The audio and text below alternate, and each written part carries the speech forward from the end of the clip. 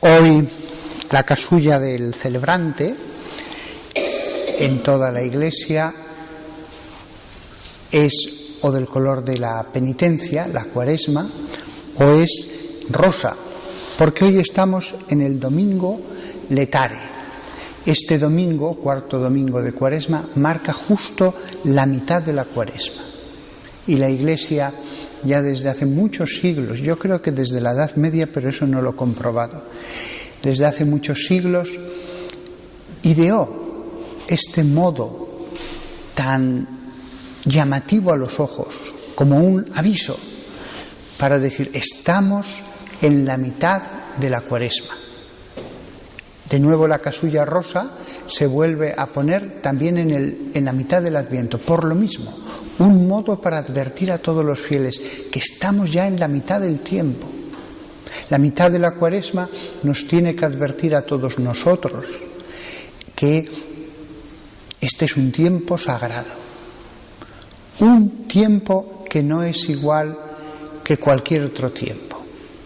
Para el no creyente todos los días son iguales, cambia si tiene trabajo o no tiene trabajo. Pero para nosotros los creyentes hay días sagrados. Y un tiempo sagrado, no ya un solo día, sino todo un tiempo sagrado, es la Cuaresma, tiempo de penitencia. ¿Y cuáles son las obras de penitencia?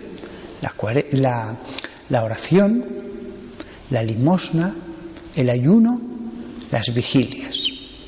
También las penitencias corporales. En los monasterios y los seminarios, por ejemplo, donde yo estaba, pues se oía a veces cómo se disciplinaban los seminaristas, y lo mismo en los monasterios, o se ponían cilicios en las piernas. Si uno dice, yo quiero hacer penitencia, ya está todo inventado, no tiene uno que pensarlo mucho. La penitencia es eso, dedicar más tiempo a la oración, dedicar tiempo a la vigilia por la noche, decir, voy a levantarme en mitad de la noche, aunque solo sean 10 minutos y después me vuelvo a acostar.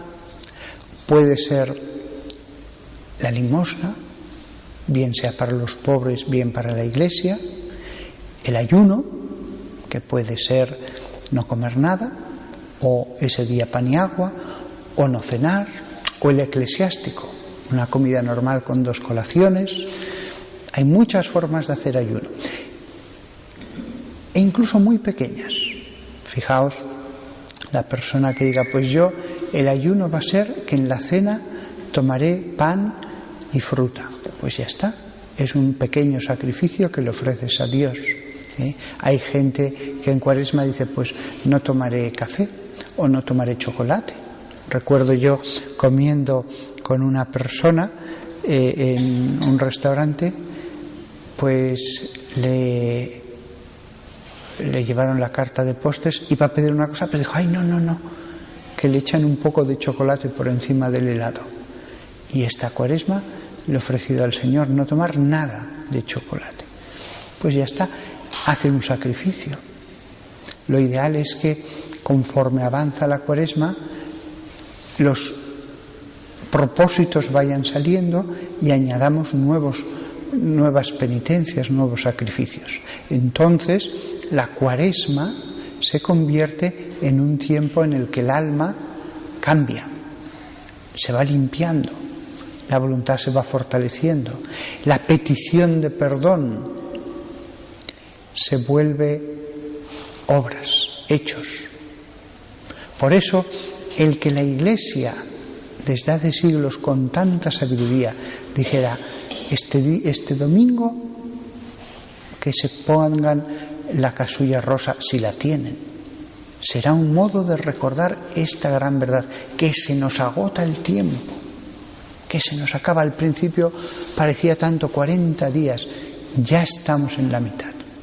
Ya estamos en la mitad. Es un buen momento para reflexionar cómo van mis propósitos. Voy a poner nuevo entusiasmo en ello. Respecto de la lectura, solamente quería decir unas cuantas cosas sueltas, porque hemos leído un pasaje en el Evangelio en el que se dice esto: lo mismo que Moisés elevó la serpiente en el desierto, así tiene que ser elevado el Hijo del Hombre, para que todo el que crea en él tenga vida eterna. Tiene que ser elevado. Esa expresión en los evangelios aparece varias veces, y ellos en la palabra aramea que hablaran, porque lo que se hablaba en esa época allí era el arameo, el hebreo había quedado como una lengua culta, una lengua para las escrituras, pero lo que hablaba la gente normal era una lengua que no es un dialecto del hebreo, sino una lengua que venía de más al oriente, también semítica, pero distinta del hebreo. Pues el arameo, después del retorno de Asiria, es lo que más se hablaba, y este ser elevado era alguna expresión concreta que se refería a ser elevado en la cruz. Por eso dice, lo mismo que Moisés elevó la serpiente en el desierto, así tiene que ser elevado el Hijo del Hombre. Todos entendieron a qué se refería, porque hay más pasajes en que vuelve a usar esta expresión y se da por supuesto que se está refiriendo a esto. Pero aquí nos dice, lo mismo que Moisés elevó la serpiente en el desierto. ¿A qué se refiere esto? Ese pasaje que aparece en el Antiguo Testamento era un pasaje en el que iban los israelitas camino de la tierra prometida y les picaron serpientes como castigo por sus muchas murmuraciones. Entonces la gente oró a Dios y Dios le dijo a Moisés, pon una serpiente de bronce en lo alto de un palo y los que la miren quedarán sanados. No me había fijado yo, siempre que había meditado este pasaje, que no es nada sencillo poner una serpiente sobre un palo.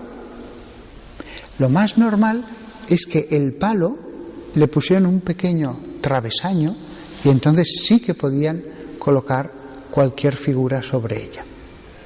Es decir, aquel palo se parecía mucho a la cruz realmente, porque para sostener la serpiente, si era vertical, se hubiera resbalado, lo hubieran hecho como lo hubieran hecho. Lo más normal, y de esto ya se dieron cuenta algunos pintores hace ya siglos, es que tuviera un pequeño travesaño, con lo cual esto era imagen de la cruz, y así lo entendieron muchos. Aquel palo que sostenía esa serpiente de bronce y los que la miraban quedaban sanados, era imagen de Jesús en la cruz. Pero ocurrió una cosa curiosa. Con el pasar de los siglos, esa serpiente la habían guardado. Era un recuerdo de la estancia del pueblo elegido en el desierto. Y se nos cuenta en el libro de Reyes que esa serpiente se había convertido en motivo de tropiezo para el pueblo elegido. Concretamente dice que el rey Ezequías removió de las alturas las piedras sagradas que se habían puesto en honor de los falsos dioses, pero que también rompió en piezas la serpiente de bronce que Moisés había hecho, porque a ella los israelitas le quemaban incienso y era llamada Neustán. Le habían puesto incluso un nombre. Aquella figura tenía ya incluso un nombre porque para ellos era como un dios. Y le quemaban incienso a esa figura, cuando esa figura había sido hecha solo y exclusivamente para sanar de las mordeduras que pudieran tener en el desierto. Este es un ejemplo de cómo cualquier cosa, por buena que sea, se nos puede convertir en motivo de tropiezo. Cualquier cosa. Cualquier cosa, por buena que sea, la podemos deformar de forma que se convierte en un mal. Hasta la penitencia, llevada al exceso, destruiría nuestra salud y nos mataría. Hasta la oración, llevada al exceso, haría que un padre no trabajara para mantener a su familia. Cualquier cosa debe ser regida por la virtud de la prudencia. Y Dios, en el libro de Reyes, alaba el que este rey destruyera la imagen que se había conservado desde el siglo XIII antes de Cristo, fijaos, 3 antes de Cristo, hasta el siglo VII antes de Cristo, casi nada, 6 siglos habían conservado como un recuerdo de su estancia en el desierto, y cuando leían la Torá en las sinagogas y leían ese pasaje, había un lugar en la tierra prometida que decían: mirad, esta es la serpiente. Se quedarían verdaderamente admirados. Lo leemos y aquí está la serpiente que mandó a hacer Moisés. Pero eso se les convirtió en un mal. Y Dios alabó el que destruyeran esa serpiente. ¿Por qué? Porque el bien del alma está por encima de cualquier otra cosa. Y si hace falta destruirlo, que se destruya. Por eso Dios alabó a ese rey. El rey Ezequías fue el mejor rey que tuvo Judá después de David y Salomón. De él dice: confió en el Señor Dios de Israel, y después de él no hubo ninguno como él entre todos los reyes de Judá, ni entre los que fueron antes de él, porque se apegó al Señor, no se apartó de él, sino que guardó los mandamientos que el Señor había ordenado a Moisés. Qué maravilla que Dios pudiera decir eso de nosotros.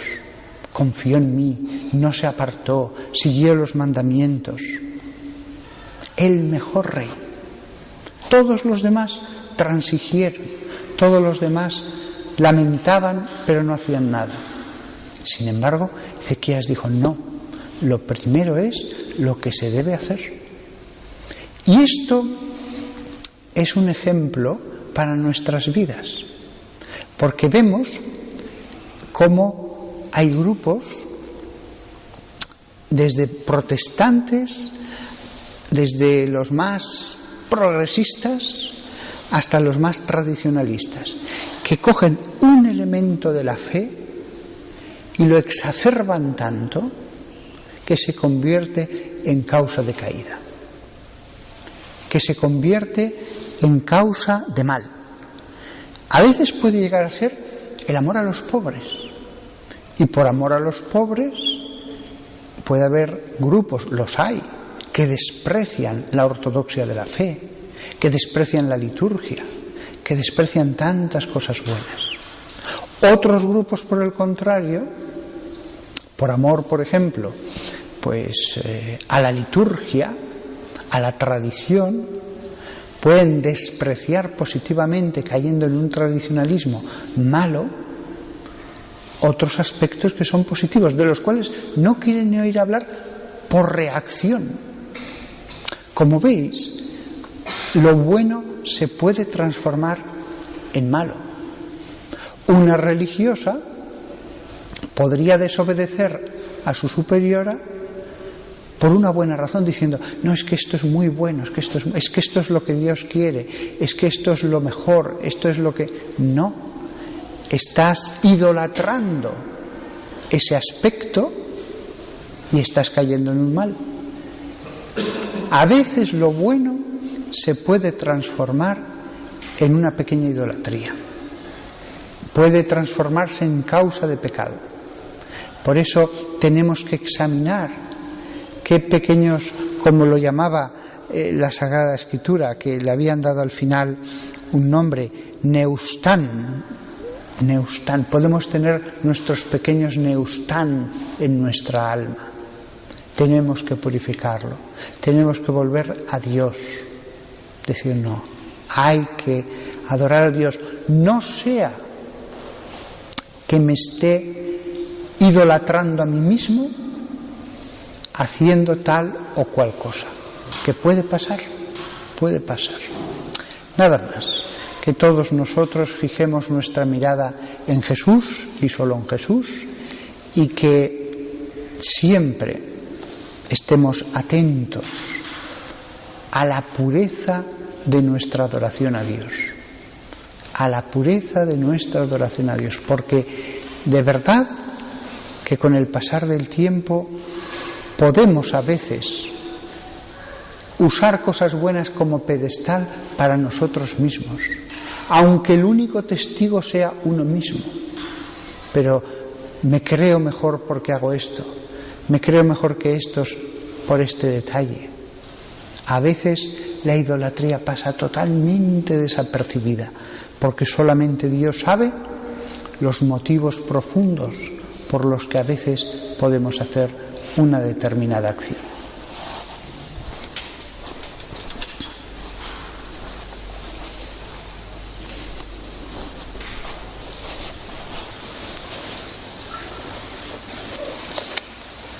Creo en Dios, Padre Todopoderoso, Creador del cielo y de la tierra. Creo en Jesucristo, su único Hijo, nuestro Señor, que fue concebido por obra y gracia del Espíritu Santo. Nació de Santa María Virgen, padeció bajo el poder de Poncio Pilato, fue crucificado, muerto y sepultado, descendió a los infiernos, al tercer día resucitó de entre los muertos, subió a los cielos y está sentado a la derecha de Dios Padre Todopoderoso. Desde allí ha de venir a juzgar a vivos y muertos. Creo en el Espíritu Santo, la Santa Iglesia Católica, la comunión de los santos, el perdón de los pecados, la resurrección de la carne y la vida eterna. Amén. Oremos al Señor nuestro Dios, que nos ha sacado de las tinieblas y nos ha llamado al reino de su luz.